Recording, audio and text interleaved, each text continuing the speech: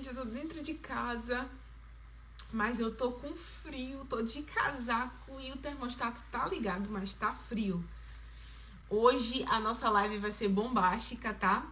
Obrigada porque vocês estão aqui. Compartilha essa live aí pra ajudar a gente, tá? E aí, pessoal?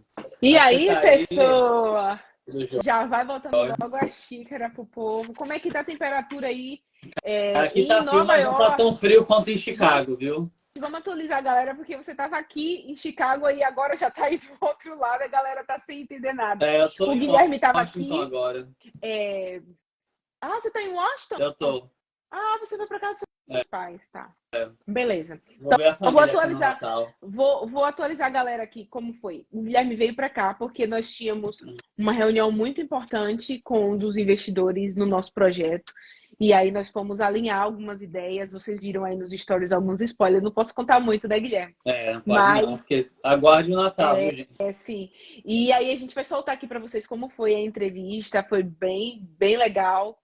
A gente, na verdade, a gente não vai soltar aqui no IG, tá, Guilherme? A gente vai soltar no canal. No Aí a gente YouTube. coloca o link aqui no IG, no canal do YouTube. Aí a gente solta aqui no Instagram pra galera que quiser assistir, para eles poderem meio que se familiarizar mais com o que a gente foi fazer ontem. Várias pessoas perguntando assim, quem é esse senhor que vocês foram encontrar? Qual é o babado? A gente vai só dizer o seguinte, ele é uma autoridade em Dostoiévski, o cara é uma autoridade aqui em Illinois.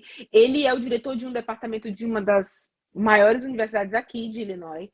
E também ele é herdeiro de um dos maiores times daqui de Illinois, né, Guilherme? É de Illinois? Não, é de Não, de Cincinnati. Cincinnati. De beisebol. Beisebol. Então, Era um dos donos, né, sim, do ele Cincinnati. é o herdeiro. Ele é um dos herdeiros aí do time e ele é um dos apoiadores do nosso projeto. A gente não pode falar mais. Vamos ficar quieto, né, Guilherme? Daqui a pouco a gente começa a soltar o Daniel muita coisa entrou. aqui, ó. O Daniel já tá aqui. Pede para ele mandar o convite para mim, por favor. Daniel, pode mandar o envia o convite convite. aí, a gente te aceita. Antes da gente colocar o nosso convidado aqui na live, eu coloquei lá, foi muito rápido, porque a gente fez uma live no domingo. O Guilherme estava aqui em Chicago, a gente veio para fechar esses negócios, ele veio rapidinho. E aí ele já voltou de Chicago, foi para Washington passar o holiday, os feriados de Christmas e de Natal e de Ano Novo com a família. Então o Guilherme estaria aqui com a gente faria aquela mesa. O pessoal comentou muito, Guilherme, que gostou muito da gente fazer naquele formato da mesa. De Natal, né? Mas só que, infelizmente, não dá pra gente fazer sempre não permite. O Guilherme por enquanto. O Guilherme mora em Nova York, eu moro aqui em Chicago. Às vezes a gente vai lá em Nova York fazer uma live lá em Nova York, outras vezes a gente vai se encontrar em outro lugar. Mas, por enquanto, a gente vai ter que fazer lives nesse formato aqui, galera. Eu vou adicionar o nosso convidado de hoje. O Daniel é um cara extraordinário, tá? Já Fantástico. posso adicionar ele. E aí eu vou aproveitar, adicionar ele e já apresento. O Guilherme também pode apresentar?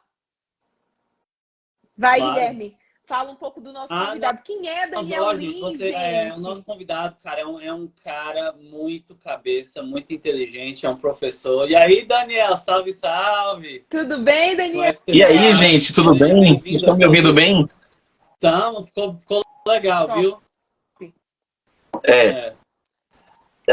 Acho que vai dar certo. Vai dar certo, não, relaxa, aí tá tranquilo, Guilherme, quem é o Daniel Lins? Apresenta para os nossos seguidores aí quem é essa mente extraordinária nesse planeta tão pequeno, para uma mente tão brilhante. Então, Kézia, o Daniel Lins, além de ser meu amigo, é um cara assim que eu considero um absoluto crânio. É alguém que realmente vive a docência na veia. Eu não quero dar muito spoiler, porque vai contar um pouco mais, né, da história dele. Mas é alguém que é realmente apaixonado pela filosofia e por realmente ensinar jovens, adultos a amar a sabedoria, né? E o estudo. E eu acho que a gente vai ter um papo aqui muito bacana com ele sobre livros, sobre literatura, cultura. A gente está empolgado, viu, Daniel? A gente agradece aí a sua presença. A gente sabe que você está bem ocupado aí esse fim de ano. Mas é um prazer ter você aí conosco.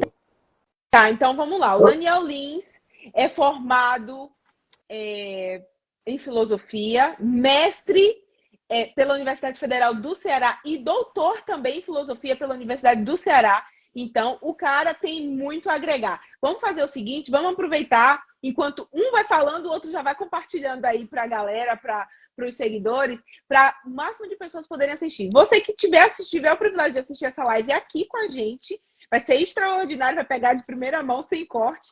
E se você não conseguir, de alguma forma, assistir a live por completo, você também vai poder acompanhar no nosso canal artificialheart.com, Corações Artificiais, no YouTube e também alguns cortes no TikTok, no Rumble também. A gente está, professor, em todas as plataformas aí disponíveis. Mas eu queria passar a palavra para você para nos dar o ar da graça com as tuas palavras tão sábias aí com filosofia e daqui a pouco a gente começa as perguntas.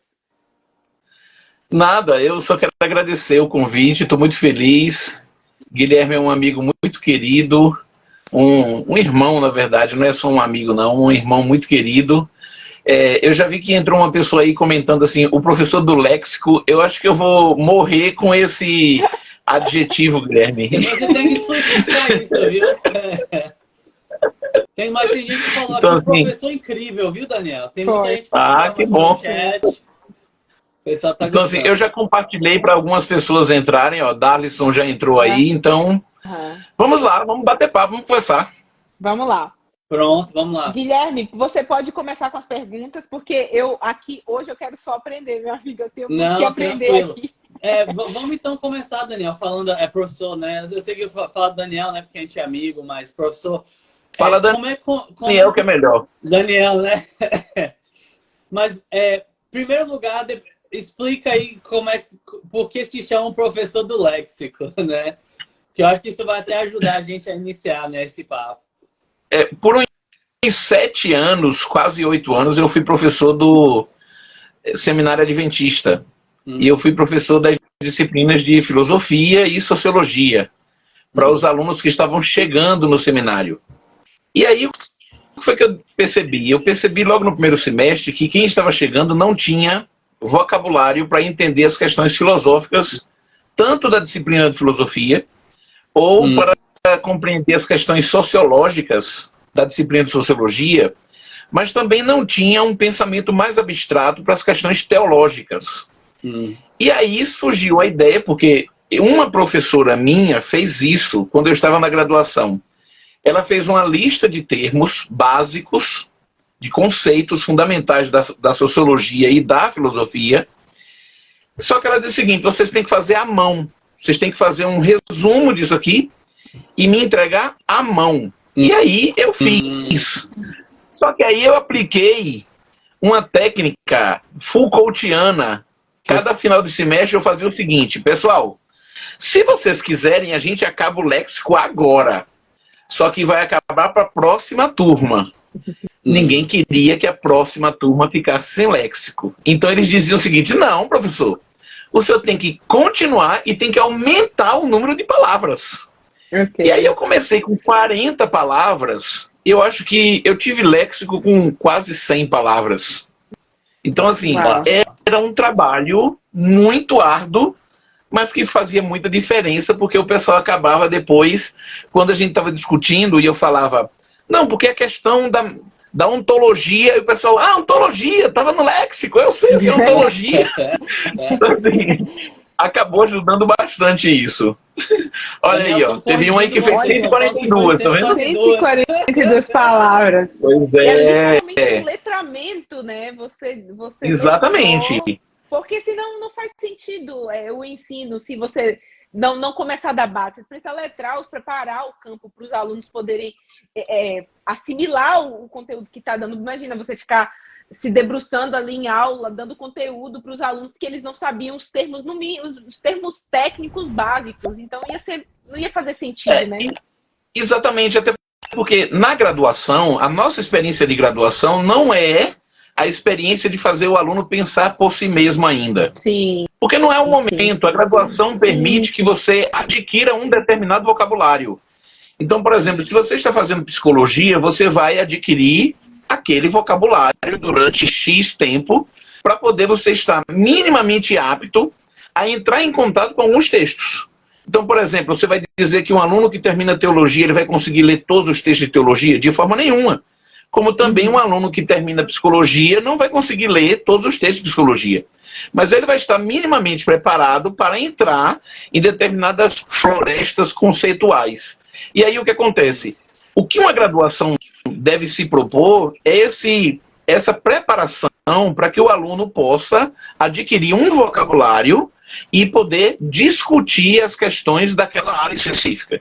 Então, por exemplo, como eu queria que eles estivessem aptos às discussões filosóficas e sociológicas, eu passava essa atividade. Porque na sala de aula, quando eu falo grupo, grupo tem um sentido. Quando eu falo comunidade, tem outro sentido. Quando eu falo sociedade, tem outro sentido. Quando eu falo povo, tem outro sentido. Então, assim, essas questões, quando a gente tem um referencial, ajuda a possibilita esse diálogo, né? Quando todo mundo está com diversos referenciais, aí fica complicado. Então, o léxico ajudava as pessoas... E viabiliza, né? E viabiliza. Exato, porque aí a gente já sabe do que estamos falando, né? Exato. A ideia era essa. Era um pouco de tortura, né? Mas está tudo bem. E você que está nos assistindo aí, eu sei que a gente tem muito aí dos ex-alunos e alunos atuais, né, do professor Daniel. Mande aí a sua pergunta para nós, mande aí seu like também, mande aí seu abraço. Ajuda a gente a compartilhar também aqui a live, porque aí a gente consegue ter o maior número de alcance de pessoas aí, porque esse conteúdo aqui vai ser bombástico, tá? Eu costumo apertar, tá, professor? Eu costumo apertar aqui. Eu gosto de apertar, eu gosto de polemizar. Então, e eu acredito que a filosofia me dá margem para a gente chegar nesses níveis de política, de religião, e a filosofia está em tudo, né? Então, mas eu vou deixar o Guilherme fazer as mediações iniciais. Antes de chegar na polêmica, né, Kézia? Vamos descobrir um pouco mais, né? Conhecer um pouco mais do professor Daniel. Assim, a gente já viu, né? Ele gosta muito de definição, ele é um cara, assim, realmente, assim, docente, professor. Então, assim, conte para nós, né, professor, como é que surgiu essa paixão pela filosofia e por ensinar? Como é que surgiu assim? Conte um pouco, talvez, assim, dessa sua história de formação. E quem te inspirou, né, Guilherme? Quem te inspirou isso a entrar nessa área? Quais são suas referências? Quando eu estava no ensino médio, eu queria fazer engenharia química. Uau! Só que aí, quando eu fui para no final do primeiro ano para o segundo ano, eu decidi, numa reviravolta na vida, que eu queria ser padre. E ao decidir ser padre, eu rapidamente abandonei tudo, casa, tudo, e fui para o seminário. E aí eu fui fazer... Olha, meu pai era batista, minha madrasta era católica, minha irmã era da Assembleia de Deus, então como era casa muito ecumênica, não teve muita dificuldade, não. Todo mundo... Deixa eu pegar uma coisa aqui. Como era muito ecumênico isso tudo, então não tivemos grandes dificuldades, certo? Não teve muita dificuldade com relação a isso, não, porque assim, meu pai era um batista que ouvia Padre Zezinho, por exemplo. Então, não tinha... A minha cidade tinha uma experiência religiosa muito forte, porque ou a pessoa era da Assembleia de Deus, neopentecostal mesmo, raiz, ou então era uma pessoa extremamente católica, mas católica mesmo. Uau! E aí eu decidi, fui para o seminário, vivi 9 anos no seminário. Uau. E desses 9 anos, os últimos 3 anos foi... Correto? Exato, para ser jesuíta.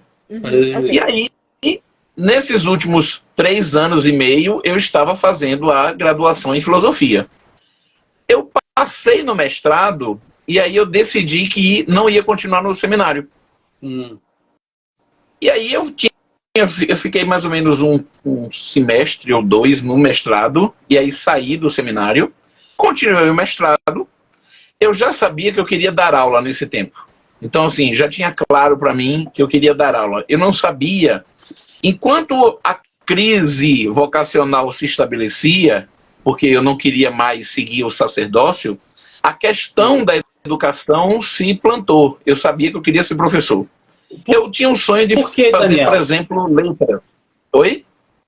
Desculpa, antes de entrar, por quê? O que te despertou esse interesse na docência na época? Então, a minha mãe foi professora. E ela faleceu quando eu era bem pequeno. Além disso, no colégio, eu tive grandes professores. Grandes professores. E na faculdade, eu tive professores excepcionais. Uau. Então, assim, havia um clima de veneração pelos professores na faculdade. Isso era um fato. Nós venerávamos os professores na faculdade de filosofia. Então, assim, era algo surreal. Eu não encontrei algo semelhante nem no mestrado, nem no doutorado. Porque os nossos professores na graduação, todos tinham livros publicados, todos orientavam grupos de pesquisa, todos, assim, davam aulas espetaculares. Uau. E aí, vendo aquilo, eu disse, cara, eu quero fazer isso, entendeu? Então, assim, era fantástico.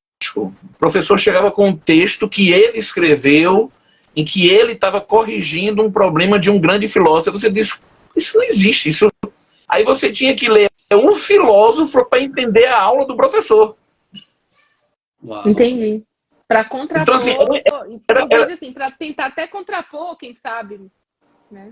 Exato. Então, assim, e você ficava... Depois tinha uma coisa interessante, porque tinham professores de escolas diferentes. Então entrava um professor de filosofia da linguagem, por exemplo, e ele destruía o discurso metafísico. E a gente ficava, não tem metafísica, isso é um absurdo. Aí entrava o professor de metafísica já ironizando o professor de filosofia da linguagem. E aí ele começava a dar aula, a filosofia da linguagem, a gente ficava para lá e para cá. Eles tinham porque a gente estava aprendendo a pensar. Como? Eles tinham tipo gangues de seguidores, o professor de metafísica tinha os discípulos dele. Não, porque assim, na faculdade a gente era tão... Na faculdade a gente era tão raso, Guilherme, que não podia dizer nem que era seguidor. Era seguidor. É porque a gente não sabe como formar o pensamento. A gente está ali com exato, entendeu? rasa, apenas absorvendo que professor A, B e formando pensamentos. Eu lembro que quando professor, eu cheguei no mestrado, eu tinha o professor Diego Sass, ele era, eu não sei se ele ainda é, porque eu já moro aqui nos Estados Unidos há um tempo, mas ele era professor de filosofia na Universidade Federal do Paraíba. E ele diz assim, para que você forme um novo pensamento, você tem que, no mínimo, confrontar 2 ou 3 autores. Um autor que coadune com a ideia do outro, né? Que eles casem com o mesmo pensamento, filosófico ou não. Um que contraponha. E à medida que você está na terceira via, você forma a tua via de pensamento. Então, quando ele falou isso para mim, foi que eu percebi que ali no mestrado, olha, eu já tinha passado pelo ensino médio, graduação, uma pós-graduação. E quando eu chego ali no mestrado, que eu falei assim, é aqui que a gente forma um pensamento. Então, na graduação, realmente, a gente não tem maturidade para formar um pensamento, um raciocínio. Eu entendo exatamente o que você está querendo dizer. Nós tivemos uma professora que era professora de filosofia antiga. E essa professora era espetacular. Ela tinha acabado de chegar da França, defendido um doutorado sobre Demócrito. Ela começava a escrever em português, depois começava a escrever em grego, como se tivesse assim, a coisa mais normal do mundo para ela. E a gente ficava assim, meu Deus, o que é isso que está acontecendo? E aí um dia, a gente chega para essa professora, que era de filosofia antiga, e o que acontece? Um professor tinha dito que era impossível alguém entender Kant, que era preciso ler Kant 20 vezes para tentar compreender alguma coisa. Um grupo de amigos, nós nos reunimos e falamos assim, professora, vamos criar um grupo de estudos. Aí ela, vamos, eu só tenho uma questão, a gente tem que estudar um filósofo, não um comentador, um filósofo. Aí tá certo, qual filósofo vocês querem estudar? Aí nós dissemos assim, uníssono, Kant. Aí ela disse assim, ok, vamos pegar a fundamentação da metafísica dos costumes. Cara, nós passamos um ano inteiro para ler esse livro de 100 páginas. Uau! Aí com Pra tentar ela... entender. Não, esqueça entender para ler. Entender é outra Pra conversa. entender lá na frente. Aí nós ficávamos lendo 20 vezes cada parágrafo e discutindo. Então, com ela, nós aprendemos a ler filosofia, o grupinho ali. Okay. E aí, nós criamos uma atividade na faculdade chamada Cesta Filosófica. E a Cesta Filosófica era interessante. Era o seguinte, escolhia-se um determinado tema, um professor apresentava sua versão ou sua interpretação desse tema e um aluno apresentava a sua interpretação do tema também. E os dois iam debater e as salas ficavam lotadas, né? Então, a cada 15 dias tinha uma cesta filosófica. Cara, isso foi... Até hoje na faculdade, veja, eu saí da faculdade no ano 2000. Até hoje na faculdade o evento continua. Então, a cada semestre, os alunos escolhem um tema. 24 anos, praticamente. Então, você imagina, né? Então, foi... Sim. Olha, eu tô achando muito interessante, e eu acredito que é muito pertinente a gente falar sobre como impacta, né? Como a filosofia impacta a vida das pessoas. E, às vezes, a pessoa vive uma determinada filosofia sem ter conhecimento profundo de que está vivendo, né? E aí a gente hoje dá um nome a esses tipos de filosofia, de grupos, de tribos, de bolhas, né? Antigamente chamava cada um no seu quadrado, cada um na sua tribo. Hoje a gente nomenclatura como bolhas.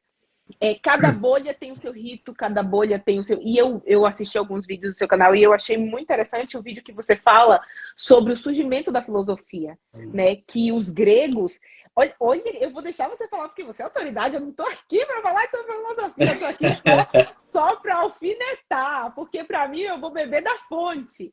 Mas eu achei muito interessante, Daniel, quando você fala que o surgimento da filosofia foi justamente quando os gregos eles abandonam o mito e eles começam a entrar no campo lógico de questionamento. E eles saem daquelas bolhas que eles estavam, dos mitos gregos que existiam, e eles são confrontados com outras realidades, com outros mitos de outras tribos que eram contados em outros formatos.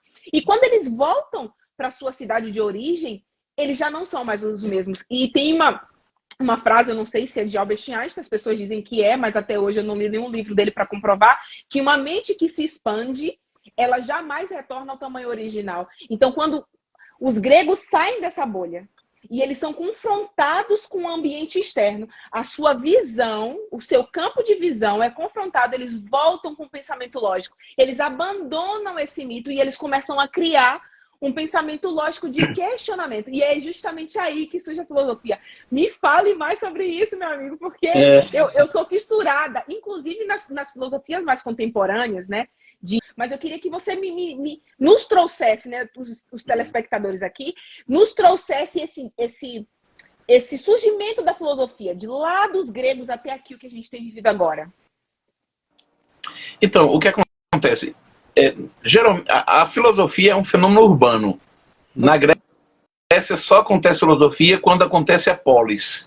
Porque a filosofia é um fenômeno de conflito também. Então, por exemplo, quando a polis ainda não existia e existe aquele processo de povoamento na Grécia, que foi um povoamento muito difícil, porque a região não é tão fácil para se habitar e tudo mais. Então, assim, enquanto você estava naquelas pequenas organizações, por exemplo, nas casas, né, oikos, ou então quando estava nas pequenas vilas, que são os genos, os conflitos eles eram resolvidos pela questão da autoridade. E a autoridade se utilizava de um discurso mítico para resolver o conflito. Ou seja, eu falo em nome de Atena, ou eu falo em nome de Zeus, eu falo... E a autoridade, ligada à questão da idade, da sabedoria, resolve os conflitos. Mas na medida que nós temos um crescimento e a formação urbana, então nós temos dois problemas que estão na raiz da filosofia. Esse problema é a crise da autoridade, porque numa polis nós temos agora várias autoridades, e quando nós temos várias autoridades, como é que a gente define o que devemos fazer? Então essa é uma primeira questão importante. A filosofia nasce com relação à crise da autoridade, E a filosofia nasce também com relação à crise da verdade. Porque observe, quando nós temos um discurso, esse discurso é verdadeiro para a gente. Mas e quando nós temos dois? Como é que a gente resolve então? Então a filosofia nasce da confluência dessas duas crises. E o que acontece é que a filosofia, praticamente, ela não vai resolver dando um discurso e apelando para dizer assim, esse é o discurso que tem mais autoridade. Ela vai colocar questões. O que a filosofia faz é nos ensinar a interrogar. Filosofia não é doutrina, entende? Filosofia não dá para você um conteúdo de... Não dá. Então, se você pensa que as verdades filosóficas são verdades definitivas, é um equívoco, porque as verdades filosóficas, elas são verdades plausíveis. Nós estamos usando agora. Mas na Idade Média o discurso era outro, e tudo bem, não tem problema. Então essa ideia de um discurso perene, que caracterizou, por exemplo, a filosofia medieval, que era um discurso essencialista, você vai pensar em Tomás de Aquino, por exemplo, ele quer descobrir a essência das coisas. Mas quando nós estamos no pensamento contemporâneo, nós queremos o quê? Nós queremos um pensamento pragmático, que resolva as coisas, não que diga o que a coisa é. Veja, que são dois discursos diferentes. Para a filosofia não tem problema nenhum. Nós temos discursos diferentes e a filosofia estabelece o diálogo com relação a esses discursos. A questão é que o erro ou a mentira, por exemplo, a falsidade, não é um problema para a filosofia. Entendeu? A mentira, o erro, o equívoco, isso não é um problema para a filosofia. O único problema para a filosofia é a violência. Porque todo erro, toda mentira, toda falsidade pode ser compreendida como erro, como mentira e como falsidade. Portanto, continuam dentro da filosofia, entende? Ou seja, continuam enquanto pensamento. Você pode pensar um argumento falacioso. E você pode, por pensar o argumento falacioso, você está filosofando sobre ele. Mas a violência, ela acaba com a filosofia, porque ela impede o diálogo. E a filosofia, ela é dialogicidade. Se nós não temos diálogo, nós não temos filosofia. Sim, ok. Então, agora questão... eu tenho um ponto, não um contraponto, mas um ponto para você, de repente, expandir mais as nossas mentes. Mas aí a gente cai num campo que é perigoso, no meu ponto de vista, que a gente cai num campo paradoxal. Em que aspecto? Porque se a filosofia não dá respostas, a gente também pode dizer que o ser humano está caindo no campo de comportamento egóico, porque qual é o meu raciocínio? O meu raciocínio é o seguinte, enquanto você estava falando, eu fui escrevendo aqui, porque senão eu divago muito. Você acredita que essa crise de autoridade, que com o surgimento da filosofia, ele vem por causa dessa crise de autoridade? O mito já não mais determina quem é autoridade. Né? Com o surgimento de uma nova geração ali, naquele meio, a autoridade é fragmentada. No que a autoridade é fragmentada, o mito não se sustenta. Então, logo surge o pensamento e o comportamento lógico. As pessoas começam a questionar tudo e todos. E entra a filosofia, ela não dá resposta a nada, ela não dá forma a nada, porque uma vez que você dá uma forma a uma coisa, você já se perde no campo filosófico. Isso não é um paradoxo? Não. Não, porque é o seguinte, por exemplo, na introdução da Crítica da Razão Pura, aliás, na introdução não, já no finalzinho da Crítica da Razão Pura, Kant faz a pergunta assim, quem é a filosofia? Não existe a filosofia. Qual é o filósofo que representa a filosofia? Não existe isso. E ele vai dizer, a filosofia é filosofar. Ou seja, pensar, a filosofia... É o processo eterno, de... não tem fim. Exato. O que nós estamos fazendo aqui é filosofar. Agora você veja, Sócrates pensou de uma forma, os sofistas pensaram de outra. Platão pensou de outra. Aristóteles pensou de outra. Estoicos, epicuristas, cínicos, céticos pensaram de outra forma. Maniqueístas pensaram de um jeito. Agostinho, de outra forma. Tomás de Aquino, de outra forma. Descartes, de outra forma. Então o que acontece... Tá dizendo, Daniel, desculpa interromper, É que eu acho que assim, a pergunta da Kézia toca num assunto que é muito importante, né? Digamos assim, o que seria a autoridade ou a base, né? E de pensamento ou de certeza moral.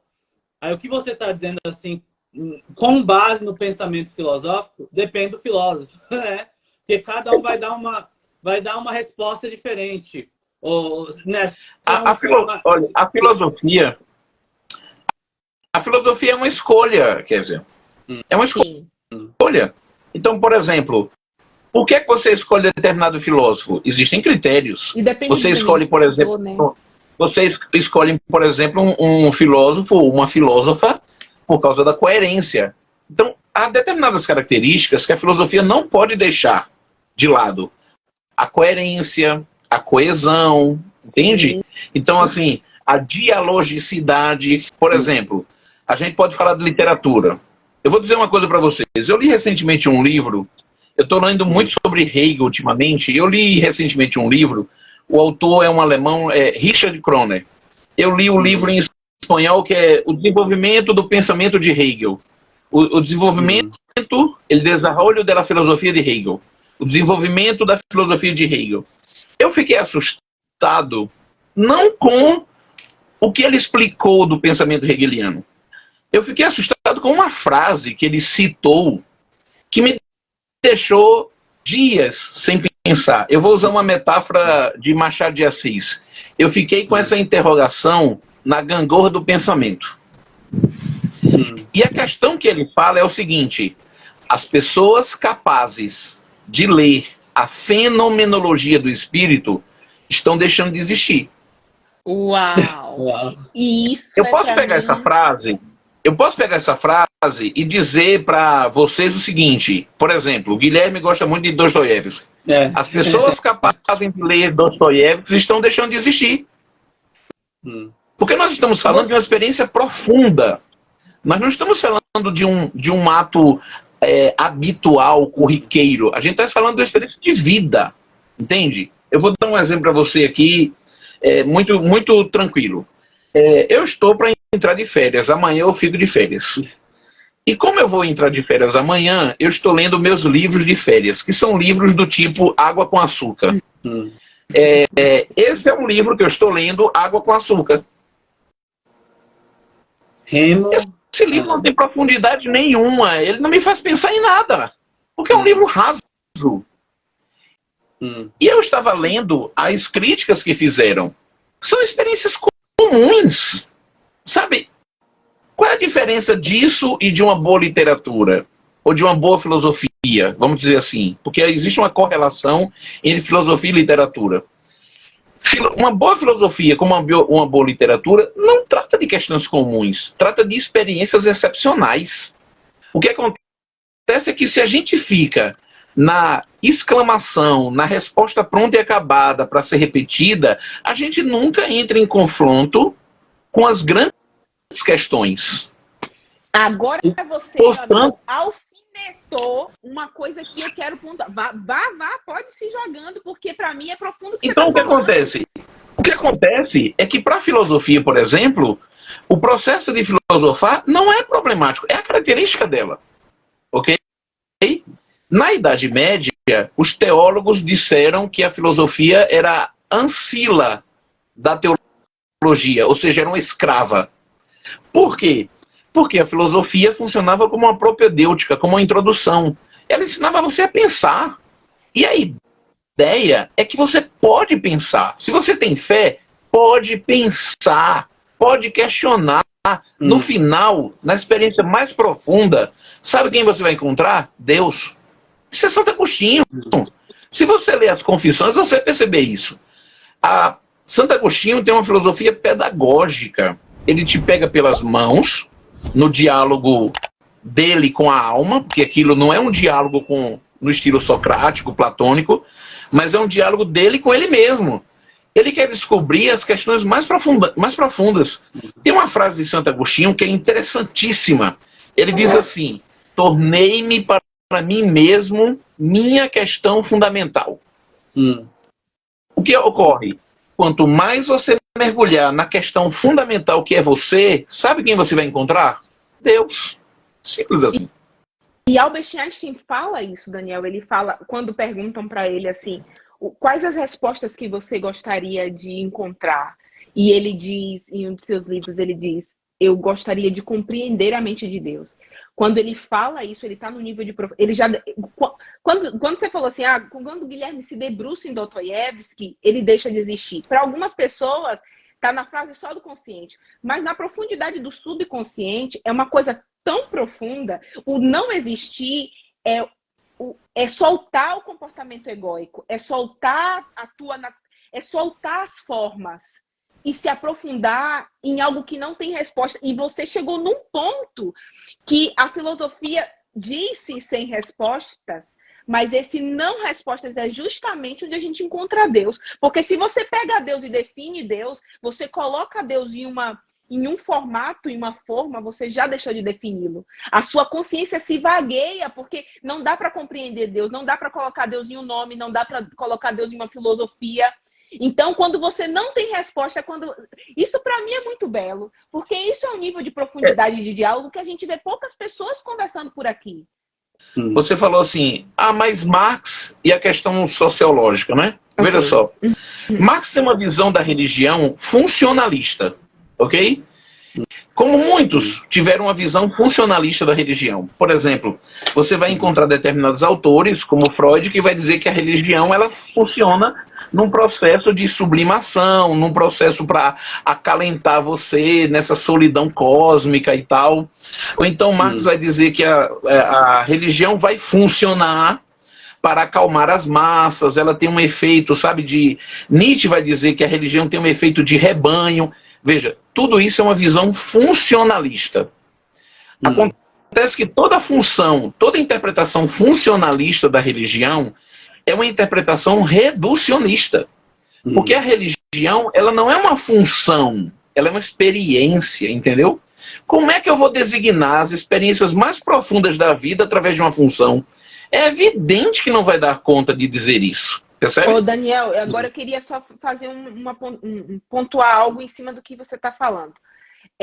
E aí, você tá falando de uma forma tão brilhante sobre isso, porque se a gente não souber desmistificar a religião como experiência da religião funcional, a gente cai na generalização que a gente vê na mídia social o tempo todo, as pessoas falando assim, eu não sou religioso, a religiosidade é tóxica, e endemoniza a religião como um todo, porque eles estão endemonizando a religião funcional, que é a religião que aprisiona, é a religião que doutrina, que coloca um cabresto, desculpa a expressão, mas a verdade é que muitas fazem.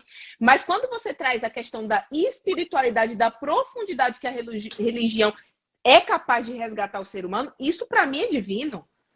Mas é porque a religião não é uma experiência funcionalista. Você acha que a pessoa, por exemplo, a pessoa pega e diz assim, eu vou ao culto por isso, para fazer... Não, entenda.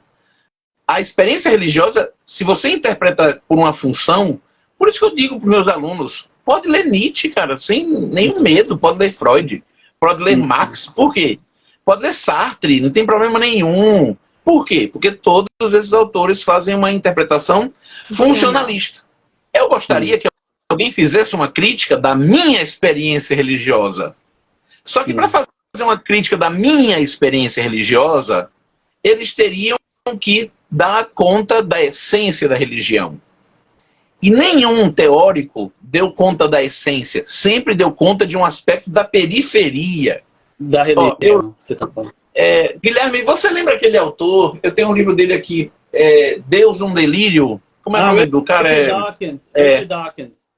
Cara, eu li aquele livro 2 vezes.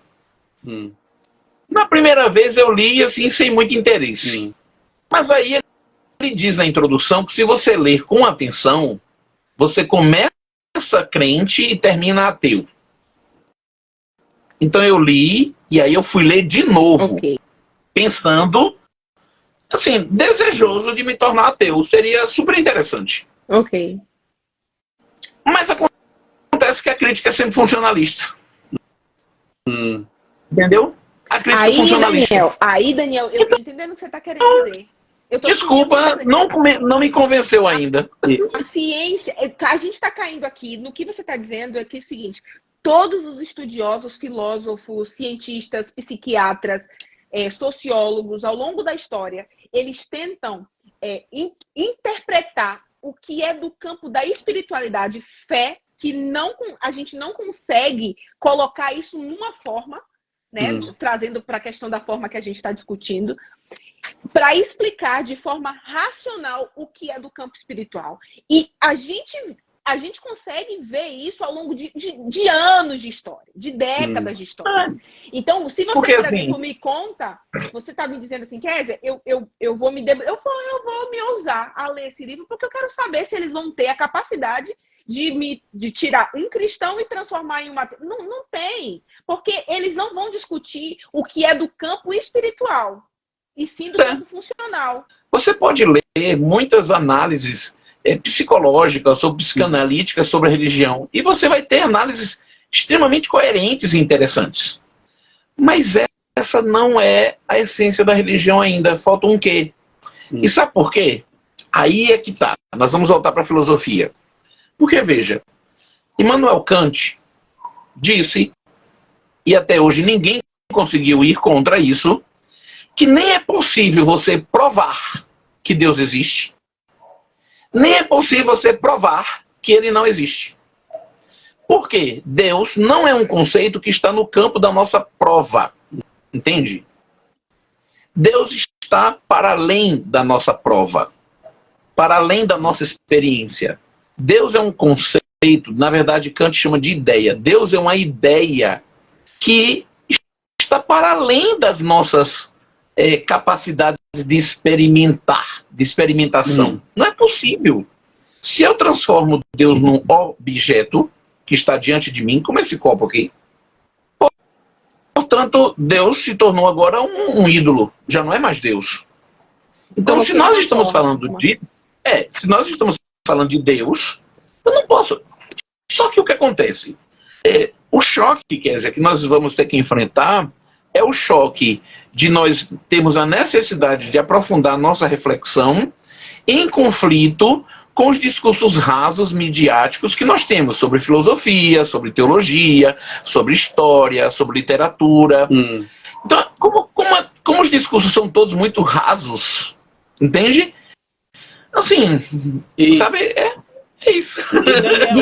E eu acredito que quando a gente começa, tirando o aspecto budista e com todo respeito, quando a gente começa a parar para viver o aqui e o agora e sentir e tomar consciência de quem nós somos, do que estamos fazendo, de cada ato, da respiração, do que é estar, do que é o ser e não o ter, porque essa vida efêmera que a gente vive, Daniel, é em busca do ter. Está todo mundo em busca de ter.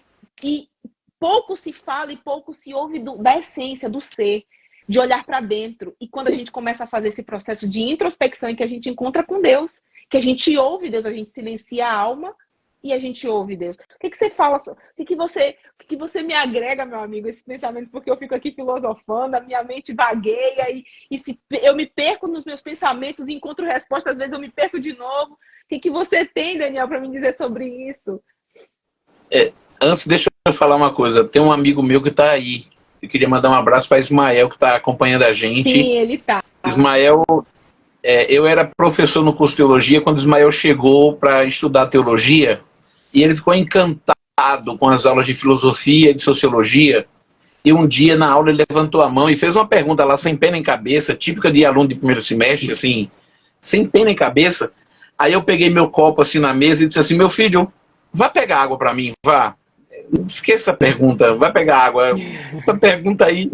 Aí ele saiu meio que batendo assim no chão, não sei o quê, porque não sei o quê, não sei o quê. Ismael participou de todos os grupos de estudos que eu propus enquanto ele estava na teologia. E nós somos muito, muito amigos, eu gosto muito dele. E aí ele disse assim: quer que eu vá pegar água? Porque quando ele falava qualquer coisa que não tinha nem pé nem cabeça, eu dizia: vá pegar água, vá. Era uma forma de dizer: olha, você... Mas aí o que acontece? Aqui nessa aula. O Jefferson também está aqui acompanhando a live, está mandando abraço. Jefferson também. Tem muita gente aí que está entrando.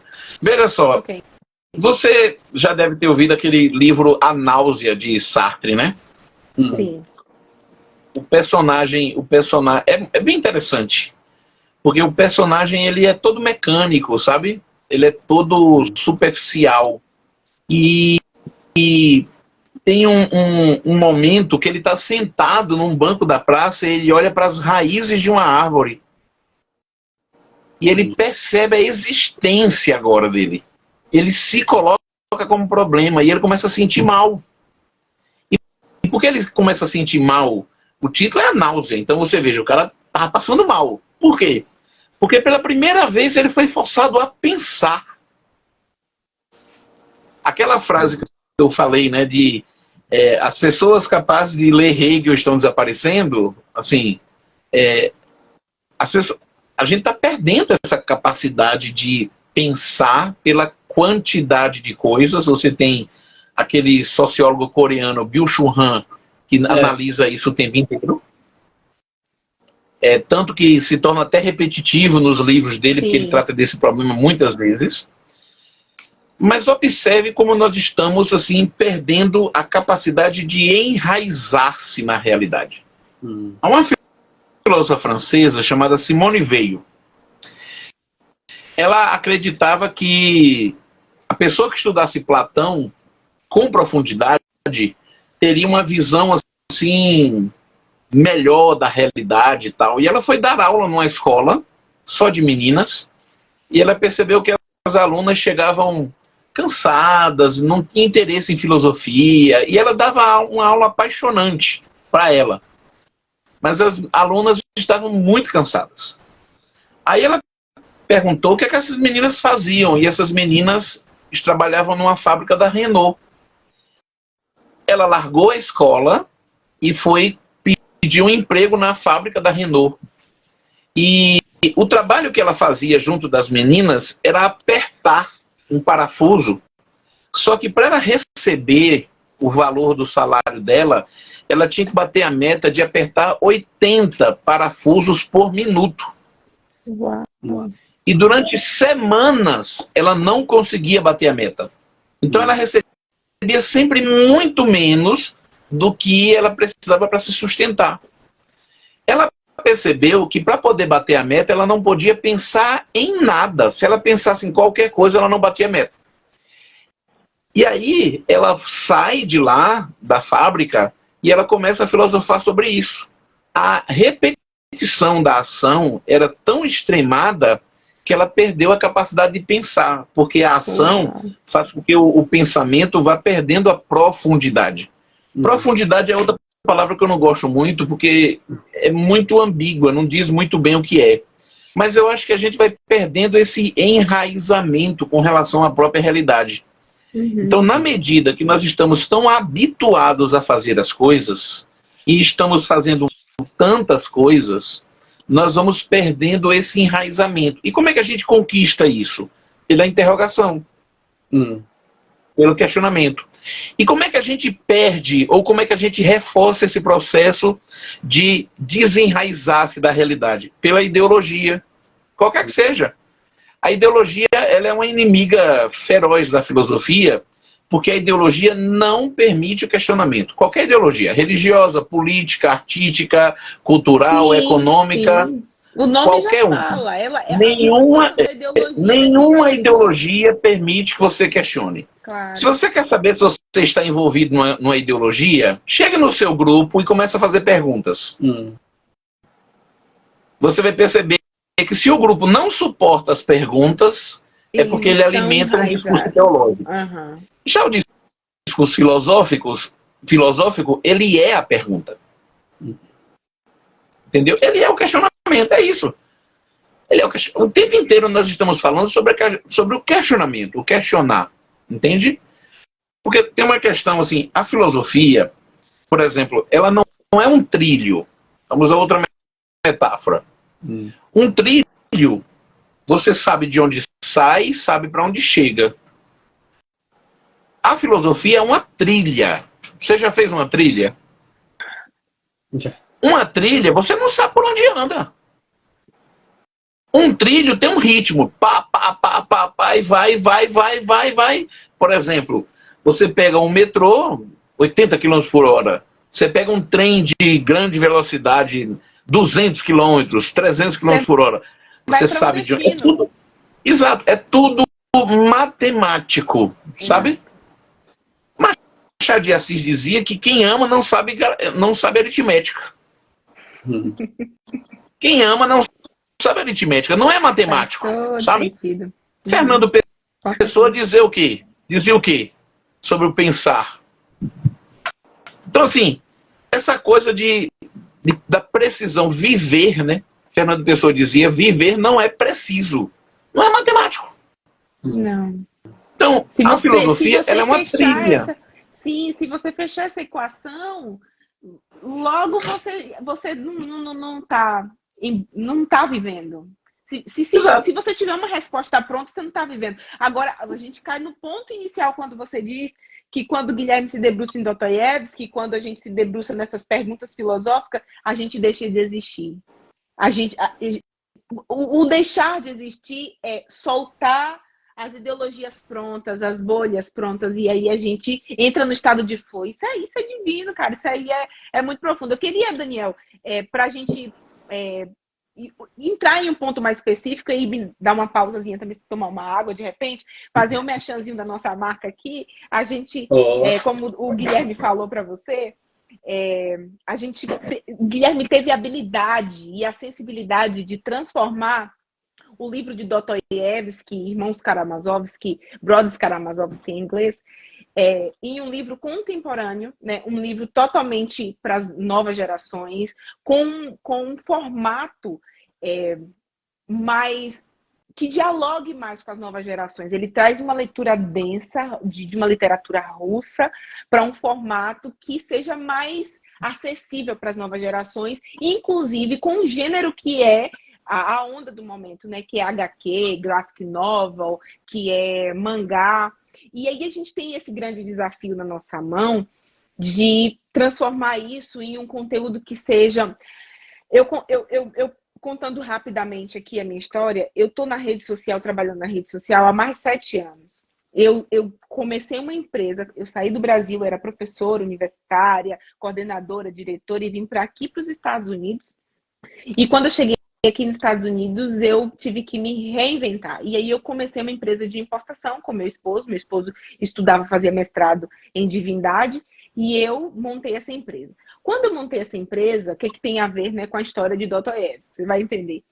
Quando eu montei essa empresa, eu tive que me reinventar. Eu me descobri uma empreendedora, eu descobri que eu era capaz de parar um pouco de lecionar e agora me ver como empresária. E Guilherme me chama para esse projeto. E por que eu mencionei isso? Porque eu comecei a trabalhar com rede social, que não era o meu universo quando eu morava no Brasil. Eu usava rede social apenas para postar foto, família, fim de semana, etc. E eu descobri que eu poderia vender só e exclusivamente através das redes sociais. E eu descobri que o discurso midiático e o discurso das narrativas que existe nesse universo midiático, ele é completamente diferente do mundo real. E eu precisei aprender o dress code, o código de vestimenta das redes sociais, como vender nas redes sociais, e eu vendia só lá. E Guilherme me chama, quando estava com o roteiro ali já um pouco que desenhado, quer dizer, vamos colocar na mídia social, vamos vender, vamos transformar esse material em algo acessível para as pessoas, e ele conta com essa minha expertise para trazer esse material de Dostoiévski, que é o Corações Artificiais, né? Artificial Heart, em inglês, para dentro da mídia. E eu encontrei, Daniel, um desafio assim, eu acho que o maior desafio da minha vida. Porque eu descobri que existe um universo de pessoas rasas. Eu não estou dizendo que as pessoas todas que estão nas redes sociais são rasas, não é isso que eu estou dizendo. Mas eu estou dizendo que televisão, o que era na década de 90 a televisão, hoje é a mídia social para as novas gerações, ela faz com que uma pessoa de 60 anos já deve ter assistido mais de 15 anos de televisão, né? Ao longo de sua vida. Então, é um campo, e a psicologia explica, a psicanálise explica isso, que a televisão, as mídias e todos os recursos tecnológicos é um veículo que faz com que o seu cérebro não pense. E aí eu encontrei o seguinte desafio: como vender um conteúdo que seja profundo, como o que a gente está fazendo aqui, que a gente está dando para as pessoas aqui, através das lives, através dos materiais. Como transformar algo profundo e vender esse material para essas pessoas de uma geração que não está em busca de profundidades, de relações profundas, de diálogos profundos, filosóficos. As pessoas estão em busca de respostas prontas, de coisas fúteis, um mundo efêmero, e eu não estou falando de pessoas, e eu estou me incluindo nisso. Aí eu queria te fazer uma pergunta, trazendo para o Dostoiévski, contextualizando com o que a gente falou. Como, Daniel, a gente pode encontrar um viés dentro da nova geração, das mídias sociais, dos campos midiáticos todos que existem, para trazer diálogos profundos que acalente o coração das pessoas, que elas sequer têm consciência de que precisa desse acalento? Porque esse foi o desafio que eu me deparei.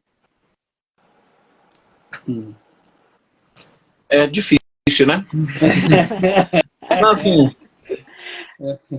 Platão tem uma sugestão. Na filosofia, Platão diz que o povo não pensa. Simples. Então, para que você possa ser educador, no caso, porque Platão...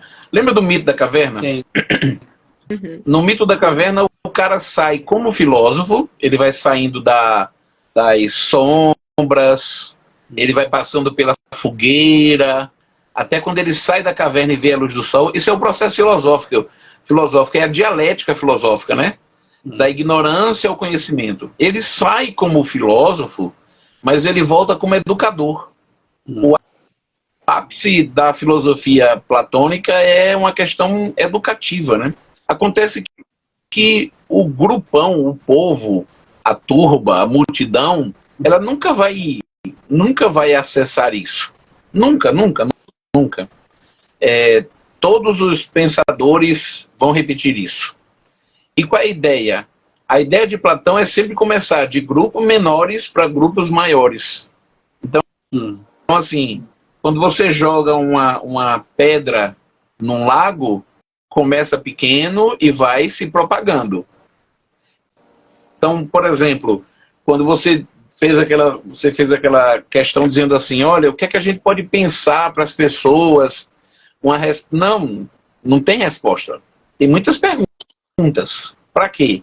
Para que essa pessoa saia com essas interrogações e comece a pensar. Então, o pensamento ele funciona dessa forma, tem essa forma de ser. Se você propor, por exemplo, vai ter uma aula ou qualquer coisa que seja sobre Dostoiévski, quem é que vai? Entende? Mas é a persistência em continuar jogando pedrinhas no lago para que isso vá se propagando. Não imagine, por exemplo, que um grupo... Eu dou aula de filosofia e... Pronto, teve um aluno no SALT, de novo, viu? Que terminou minha aula e ele disse assim, professor, quando eu saio da sua aula eu tenho tanta vontade de ler, mas aí eu vou pro refeitório, almoço, e aí eu perco a vontade. Aí eu achava isso tão bonitinho, sabe? Porque assim, depois de muito tempo falando, depois de muito tempo batendo nessa tecla, ele se tornou um excelente leitor. Esse mesmo aluno, entendeu? Então, assim, é a insistência do pequeno para convencer a outros, é um processo de convencimento. Porque, assim, os gregos diziam que as coisas belas são as coisas mais difíceis. Então, se nós estamos trabalhando com uma coisa difícil, tem a possibilidade de ser uma coisa bela, né? Quem sabe? Então, se você tem uma beleza, como, por exemplo, uma obra de Dostoiévski, as pessoas não vão ler isso. Gente, as pessoas reclamam de ler Machado de Assis. Entende?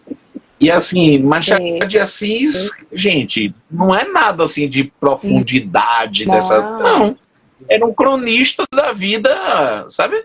Do Rio de Janeiro e tal. E tinha muitas questões importantes sobre a humanidade e tal, que ele pegava de Shakespeare, evidentemente. Então tem um palimpsesto ali muito bonitinho, hoje se diz intertextualidade, né? Mas o que acontece? A questão é sempre essa, né? É sempre você trabalhar com um grupo e tentar ir propagando isso. Então, esse esforço de fazer lives, de falar com as pessoas, de tentar ir furando as bolhas para alcançar mais pessoas, esse é o caminho, né? É o caminho. Das pessoas perceberem que, opa, tem alguma coisa aí que vale a pena. Sim. Entende? Sim. Agora, no final do ano, eu encontrei, Guilherme, uma aluna lendo um livro, e eu sempre chego na sala e fico perguntando, tá lendo o quê? Tá lendo o quê? Aquela coisa toda. Aí uma aluna estava lendo Notas do Subsolo. Ah, legal. Legal, muito bom. E aí eu disse assim, e aí, o que você está achando da leitura do livro? Ela, parece uma espada na minha cabeça. Tá me incomodando. Eu disse, é isso aí, continue. E aí, dias depois, a gente retornou a conversar, essas conversas assim, antes da aula, depois da aula. Aí ela disse, professor, aquele livro tão pequeno, mas me incomodou tanto. Ela nunca mais vai voltar para questões, original. Entendeu? Tchau, nunca mais você vai ser daquele outro.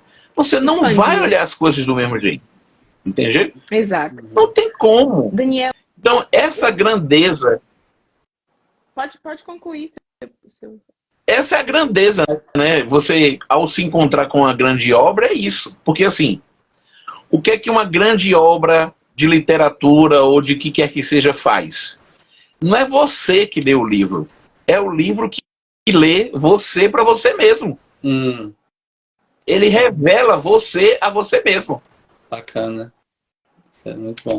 E isso é muito profundo também, então, né, Guilherme? Porque quando você se debruça nesses tipos de leitura, você começa a se perguntar aonde você estava aquele tempo todo que não sabia daquele conhecimento, porque aquele conhecimento não foi acessível para você, tipo, há 10 anos atrás.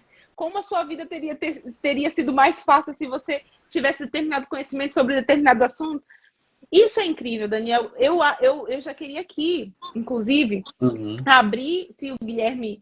E eu sei que a sua agenda é muito corrida e que agora professor no Brasil entra em férias, necessita desse time para respirar, recuperar a voz, mente, corpo e espírito. Mas eu já queria deixar, se possível, agendado uma próxima live, porque com aqui certeza, no Instagram cara, nós somos limitados pelo tempo. O Instagram só deixa pra gente um período de 1h30 no máximo, mas a gente, a partir de janeiro, vai estar fazendo as lives. Você que está aqui assistindo as nossas lives, a gente vai começar a fazer as nossas lives também no YouTube. Então, a gente queria estender esse convite, porque eu acho que não dá pra gente falar de tanta coisa sobre a vida em uma live de 1 hora. Então, eu queria que, se você tivesse disponibilidade, já estender o convite para um próximo encontro, porque eu acredito que a gente tem muito mais coisa para a gente se debruçar sobre a vida. Eu queria entrar, não deu tempo, em aspectos mais contemporâneos, mais atuais, sobre como a filosofia está dialogando agora com os comportamentos, o que a sociologia, a antropologia, a filosofia estão dialogando sobre os novos comportamentos das novas gerações. Eu queria ouvir mais sobre isso. Então, se você encontrar um espaçozinho aí na sua agenda, disponibilize para a gente, porque é muito importante para a gente continuar essa conversa em outro momento. Guilherme sabe que eu não posso dizer não para ele, então fique tranquilo. Então pronto. Então já está confirmado. Pronto, aqui. Você que ficou nessa live. Mas, Daniel, seja amigo da casa. Sim. A gente agradece aí a sua presença. Eu sei que assim, é bem num tempo assim, bastante corrido, né? Que é fim de ano, você tem aí as festividades. E a gente gostaria de desejar, né? Você aí que é o nosso telespectador, um Feliz Natal e um próspero Ano Novo. Obrigado aí por terem participado conosco aqui da live. Sei que muitos de vocês aí são alunos ou ex-alunos aí do professor Daniel. Então a gente fica muito contente com a sua presença e aguarda vocês aí nas próximas lives, porque janeiro promete, a gente vai ter uma agenda cheia e com muitos convidados que vocês vão gostar, assim como vocês gostaram muito do professor Daniel. Então aguardem aí e vamos que vamos para 2024. Daniel, eu queria agradecer, tá, pelo seu tempo. Obrigado mesmo. Você nos deu aí o ar da sua graça, meu amigo. Você foi escolhido por um propósito e hoje, nessa noite aqui, a sua compartilhar do seu conhecimento com a gente só nos trouxe mais sabedoria. Muito obrigado por esse momento, por essa oportunidade. Nos vemos na próxima live. Já vou deixar aqui, viu, Guilherme? Já vou agendar, já marca com ele aí, Guilherme, a próxima live, porque a gente precisa continuar, meu amigo. Eu achei tão passou tão rápido. Mas muito obrigado, tá, Daniel, por essa oportunidade. Eu que agradeço, gente. Obrigado, viu? Fico no aguardo de vocês. Ok, obrigado, boa noite. Gente, para vocês que ficam aqui, acompanhem o nosso projeto, aproveitem para poder adquirir a xícara de vocês, a camisa de vocês, no nosso site artificialheart.com. Você pode fazer o seu pedido, ainda dá tempo. A gente está vendendo, Daniel, pela Shopee aí no Brasil e aqui nos Estados Unidos pela Amazon e também pelo nosso site artificialheart.com, e a pessoa pode adquirir a sua xícara, a sua camisa ou fazer a sua doação para apoiar o projeto, porque o nosso sonho é transformar o livro em um filme e um stream, né? Uma série de 8 episódios nos streams aí principais que rodam no Brasil. E esse sonho está cada vez mais palpável. Então, orem por nós, nos apoiem comprando os materiais, compartilhando nosso conteúdo. E é isso, e tamo junto. E é só o começo, né, Guilherme? Com certeza, viu, gente? Como eu falei, 2024 promete, aguardem. Se vocês gostaram de 2023, 2024 vai ser 2024 promete. Vai ter muito mais lives. Obrigado, boa noite. Fiquem com Deus. Boa noite, pessoal.